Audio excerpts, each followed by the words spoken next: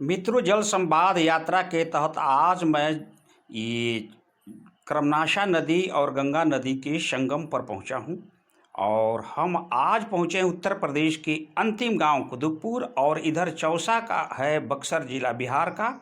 और सामने आप देख सकते हैं बलिया जिला का बीरपुर गांव है। यहीं पर आकर ये कर्मनाशा नदी आकर गंगा में मिलती है और ये गंगा कलकल करती गंगा की धारा।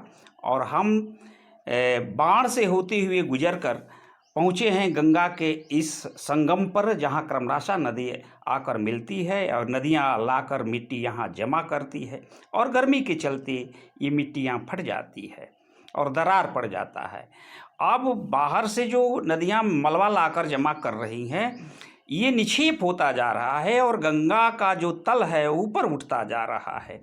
ये समस्या है हमारे नदियों का, इसको हमें देखना होगा, क्योंकि नदियाँ किसानों के लिए है। ये वृद्ध किसान चौसा निवासी हैं, अपनी व्यथा बताते हुए, और नदियों से प्रेम है कि यही पर जीवित हैं, यहीं से नहाते हैं धोते हैं। आइए हम सब मिलकर नदी को बचाएं। नदियाँ बचेंगी तो जीवन बचेगा, नदी उजड़ेगी तो देश उजड़ेगा, जीवन उजड़ेगा। हर हर गंगे। धन्यवाद।